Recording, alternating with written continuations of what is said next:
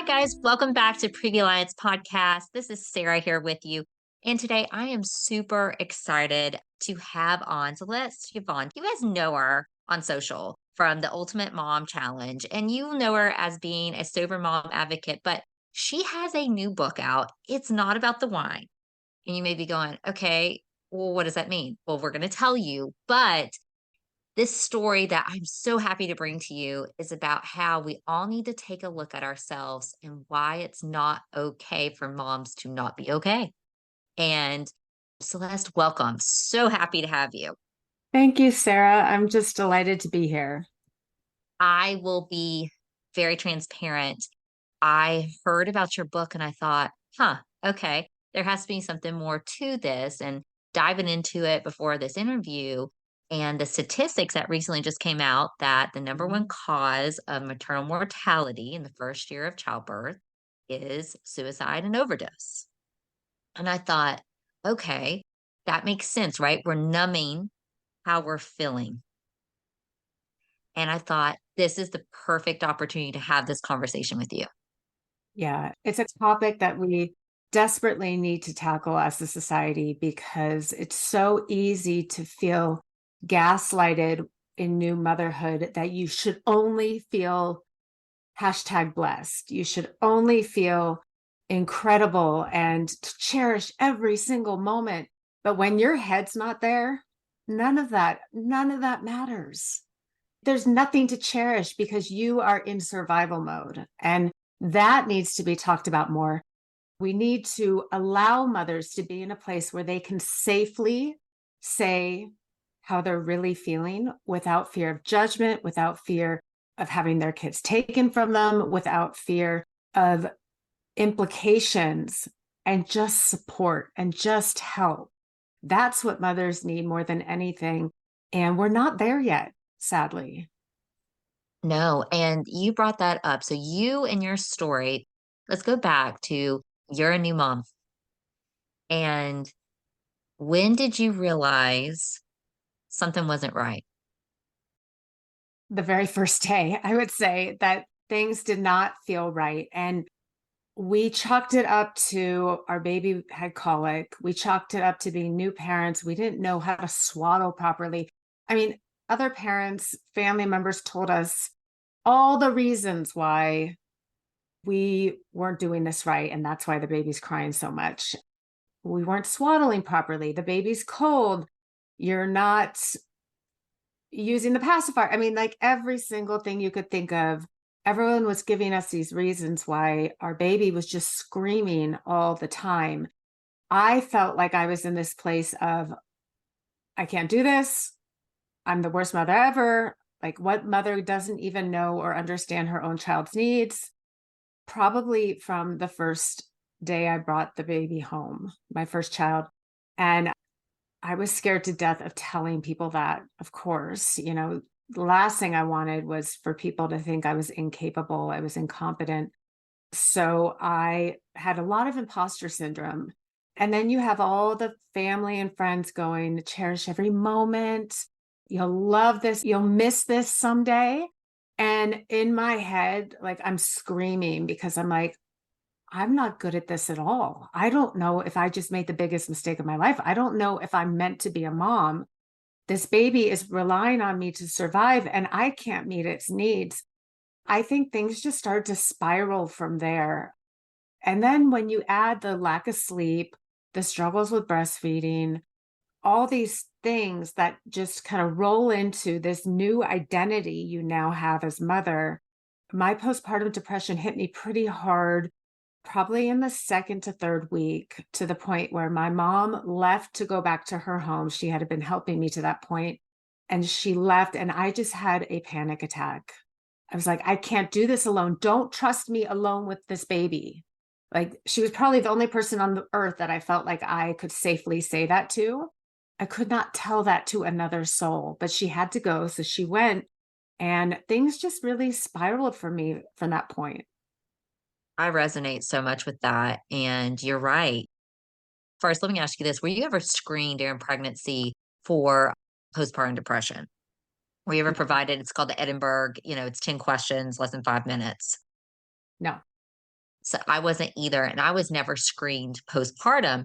And people always ask us, well, why do you guys always harp on screening? It's like, because it asks you to check in with these feelings and it's a safe place to. And I think that's one of the first places that we're going wrong. There's so many ways we're going wrong for moms, right? But the first is like, no one's ever asking mom if how she's mentally okay. And to your point, they're not comfortable if she says she's not. I think the screening really misses something very important for new moms. And that's assuming you get screened at all, but it's the eye to eye contact.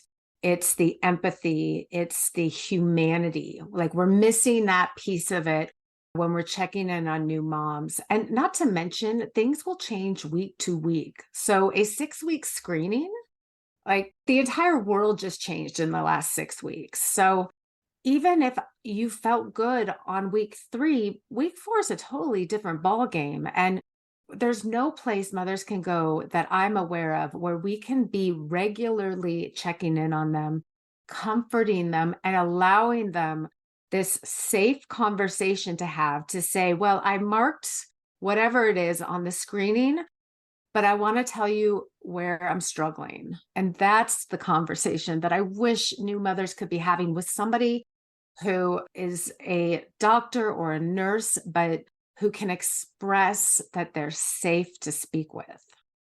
Absolutely. And we are trying to create that. And we're rolling out this person called the navigator that's essentially going to do that because we realize exactly what you said. And I needed that too was, okay, this is what it may look like. But Sarah, what's really keeping you up at night? I struggled personally with not being able to sleep. I was convinced my son would die in his Mhm. sleep if I slept. Intrusive thoughts, which I know you've shared about as well. For readers, I'll link this. Celeste wrote a beautiful article, Today Parents, that really expresses early days postpartum depression better than I've ever read, truthfully. But I think that is the key here is that what we may present and what's inside of us, and someone going, I've been there. You're not a bad mom if you have this thought of, what have I done? I remember walking around with my second in the neighborhood. He was a newborn crying. I called one of my best friends and I said, I think I've just ruined my life. Mm, I feel that. And she was just like, no, you haven't. But that you express all this in this book, right? You rip out all vulnerability and you're sharing what I hope moms are going to read and say, okay, that's me. Now, what did you do about it? Where did you get to this Celeste now?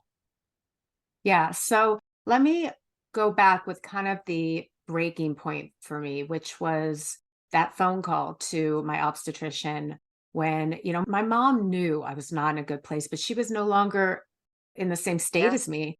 So she says, just call your OB, just call her, tell her what's going on. She felt helpless. I felt helpless. I call my OB and I say, something's really wrong.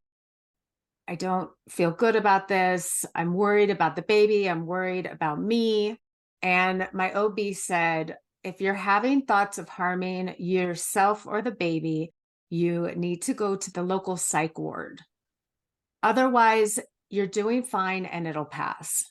And that Wow. was our conversation. And I, like, my stomach just dropped.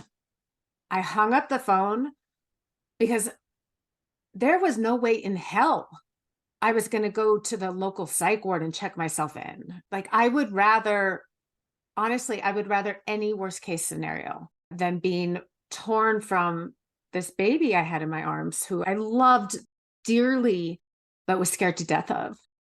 So I completely checked out when she said that. And I said, no, no, no, everything's fine. Thank you. Bye bye. And I said to myself, don't ever go there in a conversation again. Mm. Look, no one is safe. You can't trust anybody. All they'll do is try to take you from the baby. And that was such a scary realization to have. And it's a realization that I've experienced other times in my life too, where it feels like when we get vulnerable, when we tell people we're struggling, it's almost like they try to create a wedge or divide or to scare the you know what out of you into either go in one direction or the other. And that's not the answer. That would never be the right answer that I can think of to scare a new mother into making a drastic decision one way or the other. So, what happened after that, when I did realize if I don't make a change, something awful could happen, is, and this took weeks, it took weeks for me to feel safe enough to call a different OB to say kind of the same thing without making it sound quite as real as it was, that, yeah, I'm a little scared. I'm not feeling good. I'm feeling a little bit of depression creep on. I definitely downplayed it the second time. And she said to me, let's get you on an antidepressant right now. And that antidepressant saved my life. I mean, Yeah. that was the changer. That was the game changer. And I did not have to be separated from my baby. I did not have to go to a psych ward. I did not have those symptoms of depression to that extreme. This was something not very uncommon or hard to fix. And that's all I needed. I just needed somebody to offer me solutions with empathy and not scare me. And that, I mean, that was it. That was such a transformational moment for me because it was the start of my motherhood journey in every single sense. I felt like a mother when I was on my antidepressant because I could actually experience motherhood again. Ah, that is something so powerful, and it's just gut-wrenching because there's so many moms that are told like you were, "Just go lock yourself up," or there's just such a lack of knowledge and education about what you experience. Did anybody during your pregnancy say, "Hey, postpartum depression is the most common complication?" Did anybody say that to you, or were you just like, "What the F is happening?" They might have. I don't remember. In my pregnancy for my first child, I have a history of anxiety. I have a history of depression. I know now that those are all key factors for my chances of getting postpartum depression and anxiety. Did I know that at the time? I'm not sure. I just, my pregnancy was so anxious anyway. As you know, I've always had kind of a uncomfortable relationship with alcohol. So when I cut alcohol out for my pregnancy, I was already going through a lot mentally. Like this was kind of a weird new lifestyle and a change, and it felt good, but I was scared. And I knew with every fiber of my being that I wanted to go back to drinking once the baby was born. So I think I just had so much going on mentally during my pregnancy that even if I was warned, it might have just fallen on deaf ears. Yeah. And I think that's a common theme. Sometimes we think, "Oh, it's not gonna happen to us," right? Or like, Yeah. "We've got this." So then what's interesting about postpartum depression is it can last up to 4 years postpartum if untreated. So now we're getting into the mom stage, right? Where, if we survive the newborns, right? We survive and they're into toddlers and it starts being mommy needs wine, right? I remember someone gave me a onesie that says mommy needs wine because of this, and it was like it points up. And then there is nothing.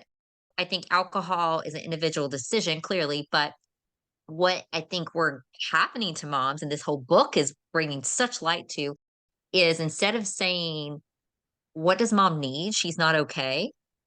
We would rather just hand her a glass of wine. Yeah. Joke about it. Yeah. So, what through this experience and writing this book, what have you to the mom who she's going, how do I know if I'm turning to wine instead of what's going on inside? Or how do I even start? What would you say? Yeah. I mean, I would say, and what I wish I could tell myself when I was so eager to start drinking again post pregnancy was, if you have a history of anxiety or depression, or if you are struggling with postpartum depression, alcohol is the absolute worst thing you could be putting in your body every day.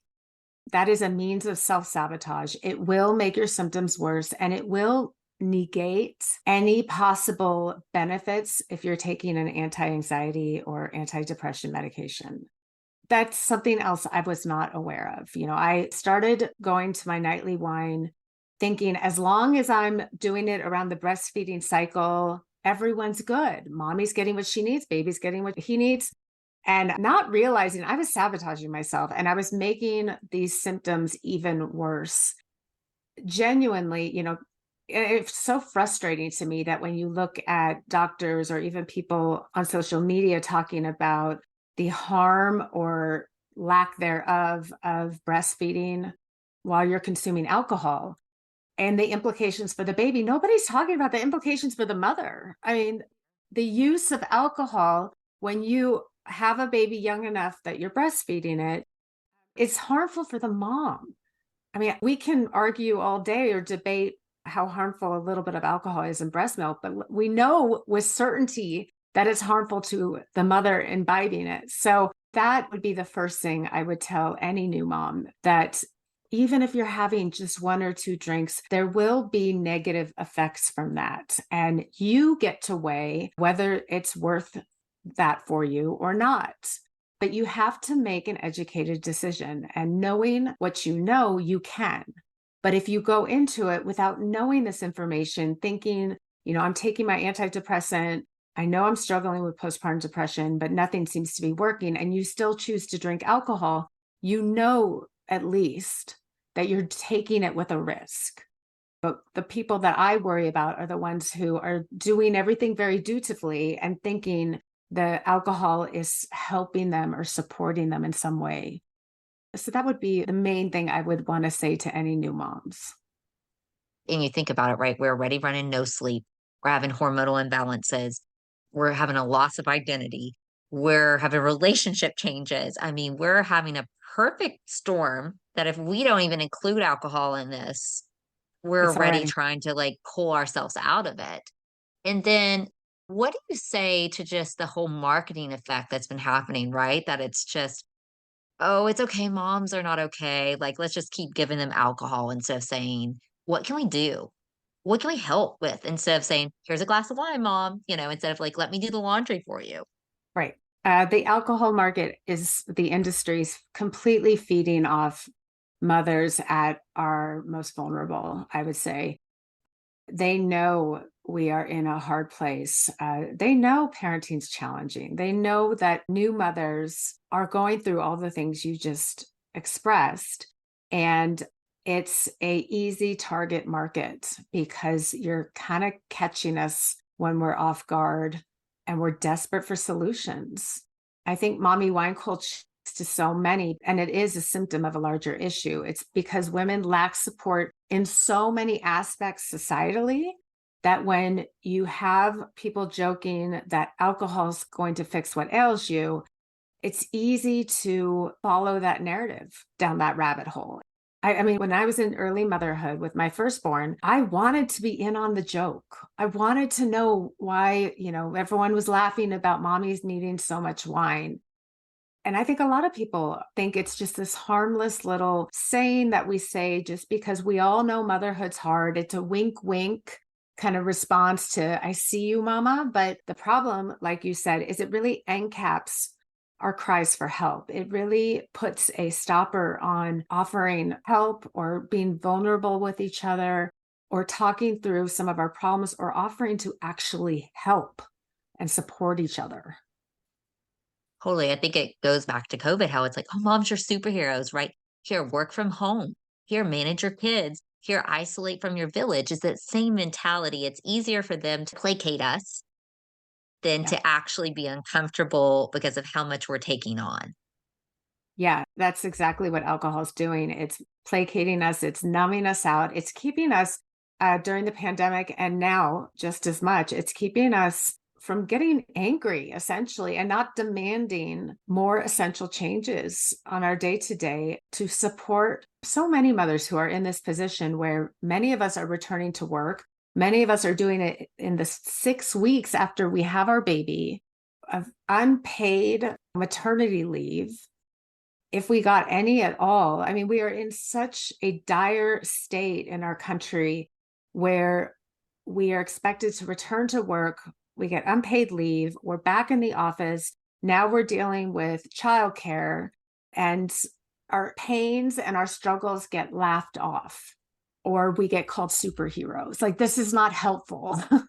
No, it's gaslighting, it's toxic positivity too that we Yeah. experience. And I think I'm so excited about this conversation and getting out to our listeners just for them to I think you have to be uncomfortable a little bit with, and it's fine. I was uncomfortable admitting in the beginning, I didn't feel like myself. I was struggling, right? Like, I think this is a generation of moms that were raised never to talk about our mental health. We're just supposed to smile, right? So to be uncomfortable in ourselves and say, I need help or I shouldn't feel this way, right? Like, I think that's a huge first step. And then your book about talking about how to fight against what society's trying to hold us down with and find out who we are at the end of it is just beautiful and empowering. And let's talk a little bit. If they want to follow you on social and join in your challenge with you, what does that look like for them? Yeah. You can find me on social media at the Ultimate Mom Challenge. I also write weekly about sobriety and I offer sober inspiration on Substack. I also am a host of Sober Mom Squad, and we host meetings 3 times a day, every day. I host a Wednesday and a Friday meeting, and that's for anybody who identifies as a mom and is sober or sober curious. And it's just a place where we can gather virtually and connect with other mothers who are also on the same journey and support each other and be vulnerable and have these safe places to say what's really going on, because you don't get a lot of that in the mommy play dates or the mommy play groups or at the PTA. Most places where I'm with other moms that I don't know well, I am not at a place where I'm like, let me tell you about my struggles, right? Right. So to have that safe space where you can just be like, I am struggling. I had a day from hell. I am so triggered to drink right now, but I've seen where that's led me. What did you guys do? I mean, just to have that conversation and to be able to have these connections is such a game changer. And it's something that was born out of the pandemic. It's one of the few good things I would have to say that came out of the pandemic, that we can have these virtual conversations and connections. You're so right. At the play dates, you don't ever get to speak because, right, one's like chasing your child and you're like, oh gosh, don't put that in your mouth. My kid's fixing to jump off this. And you're right. It takes a long time to get to that vulnerability of someone to say, you know, it was many years, honestly, a year or 2 years probably for some friendships that I shared with my mom friends. This is how bad I really was. And they're like, I Mhm. didn't know. And it's because there wasn't a place like you're describing for me to say, guys, this is what I'm feeling. And someone to say, I've been there. I felt the same way. And I think I felt just so much shame, that this is who I was at that moment, which it's not a character trait or flaw, right? A thought's a thought. We say that a lot too, right? And a thought doesn't have to define you. So I wish I would have had that community. I think it's so impactful.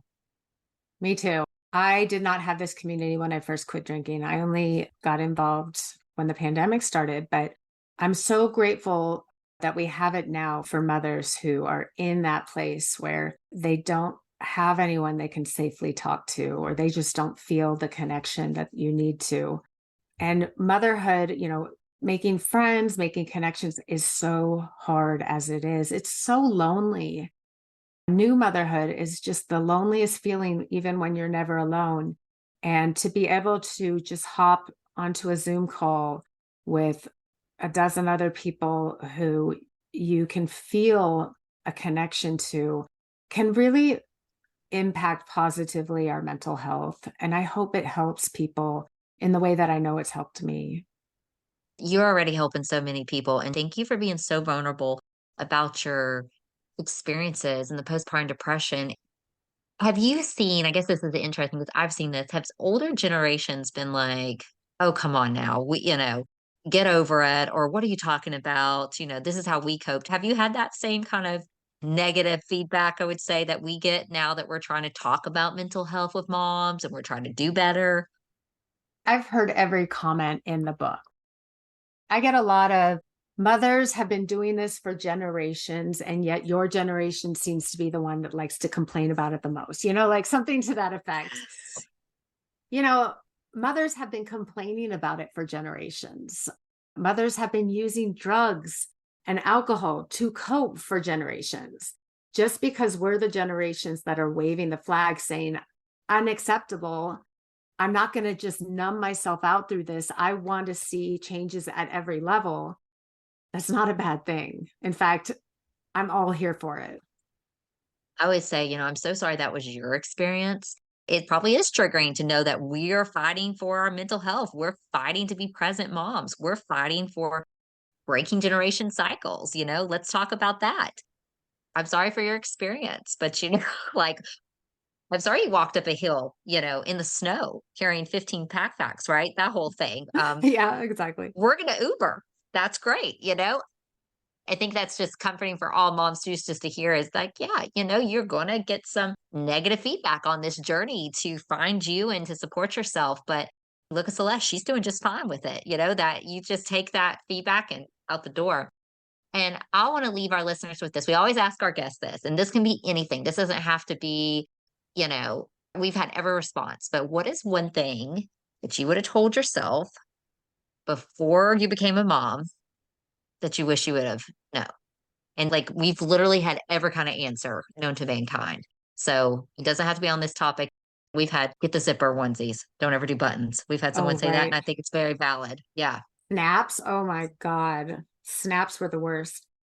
totally. Um, I mean, I wish if I could go back and talk to myself, because at one point I was such a shell of a person, like just I was feeling so fragile. I was afraid I would break and shatter into 1,000 pieces. I wish I could go back and just tell her, I saw the future and everything works out. Nobody dies. Nobody gets hurt. Like everything's going to be okay. And I wish I could go back and just give myself that confidence that even though it doesn't feel like it, everything will be okay. That would have been such a gift for me 9 years ago. And it would have just eased my mind because, as you know, with intrusive thoughts, they're so consuming. It's really hard to separate the thought from who you are. And it was really hard for me not to think I'm a bad person for thinking like this. I'm a bad human. And now that I know that that's not what intrusive thoughts are and that's not who I am, I wish I could go back and share that with younger me. And the fact is we try to really be this education front because research says 80 to 90% of new moms, I say 100% of new moms have intrusive thoughts to some extent. Some have more like myself, but I think even just knowing you're not the only mom who's had this thought, there's so much power to that we can take shame. So I would have wished someone would have told me that too, because in that moment, we don't think it's going to be okay. You can't really see past, honestly, that moment, sometimes hours you can't see past. Right. And I wish I would have heard that too. So if you're a mom or a mom to be, please just take Celeste's words right there and hold true to that and know it's going to all be okay. Where can we find your book? Amazon, we can download, bookstores, go grab it. And we're going to link how to follow you on social, and we'll do some fun promo for this. But again, you're creating waves and you're going to make a huge impact. And we're honored that you shared your time and story with us. Thank you, Sarah. I think what you are doing on here is so important. I wish I had this on my early motherhood journey, but I'm so glad others have it now. Thank you. All right, guys, get the book. All right, Celeste, till next time. Thank you for being with us. Thank you. Maternal mental health is as important as physical health. The Previa Alliance podcast was created for and by moms dealing with postpartum depression in all its variables, like anxiety, anger, and even apathy. Hosted by CEO, founder Sarah Parkhurst, and licensed clinical social worker Whitney Gay, each episode focuses on specific issues relevant to pregnancy and postpartum. Join us and hear how other moms have overcome mental health challenges, as well as access tips and suggestions on dealing with your own challenges as moms. You can also browse our podcast library and listen to previous episodes at any time. Please know you're not alone on this journey. We're here to help.